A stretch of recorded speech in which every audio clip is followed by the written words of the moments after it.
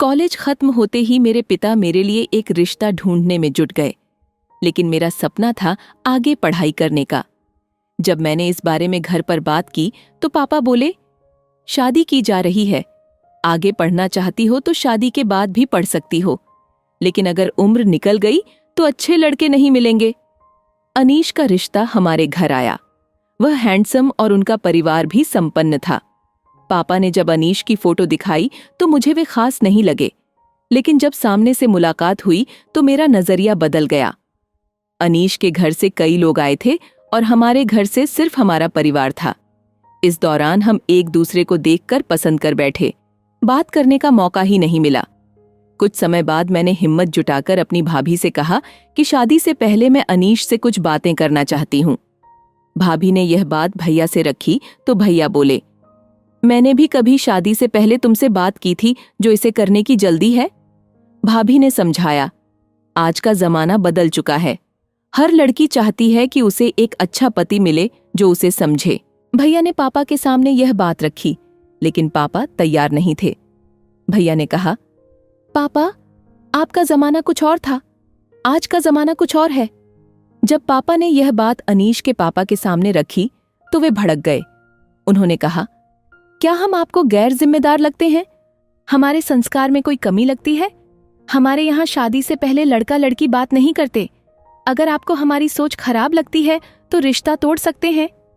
पापा डर गए और समझाने लगे कि यह संभव नहीं है। हमारी शादी हुई और सुहागरात वाले दिन हम करीब आए, लेकिन शादी के दूसरे दिन अनीश ने कहा कि उसका छोटा भाई भी मेरे साथ संबंध बनाना चाहता है। यह सुनकर मैं निशब्द रह गई।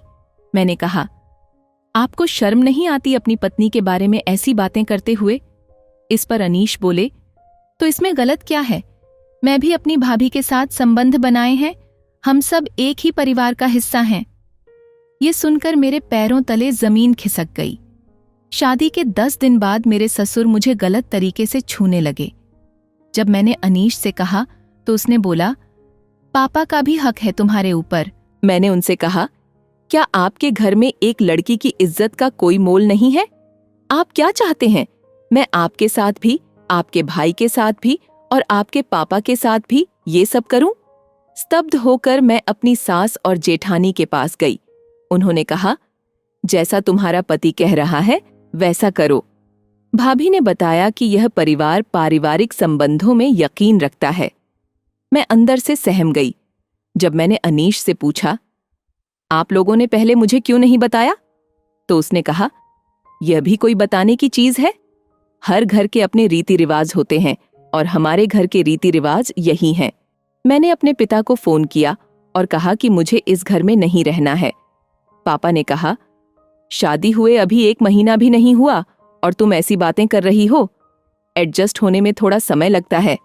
मैंने उन्हें बताया कि अगर एक पल भी यहाँ रुकती हूँ तो मुझे अपनी जान देनी पड़ेगी। मेरे पापा घबरा गए और मेरे भाई से मेरी बात करवाई। मैंने उन्हें कहा कि आप सीधे मेरे ससुराल आइए। भाभी ने सास को फोन करके कहा कि मुझे 2-3 घंटे के लिए घर भेज दीजिए। मेरी सास की तबीयत सही नहीं है। पहले तो घर वालों ने मना कर दिया, लेकिन बाद में मान गए। मेरे भाई आए मुझे ले जाने के लिए।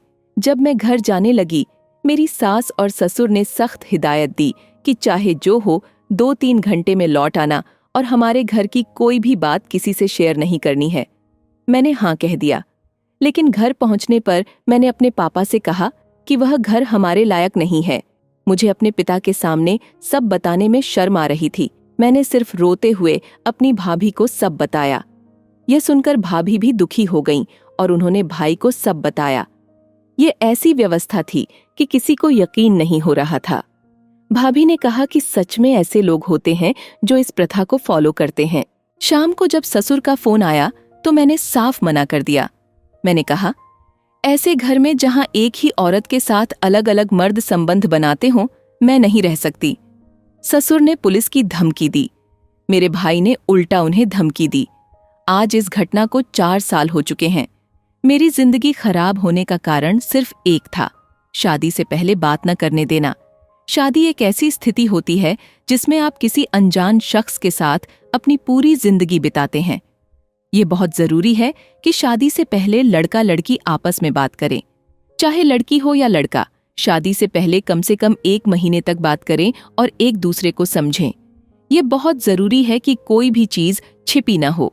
अगर सामने वाला इंसान आपकी स्थिति को समझकर आपको अपनाने को तैयार है, तो इससे अच्छा और सुखद अनुभव कुछ नहीं हो सकता।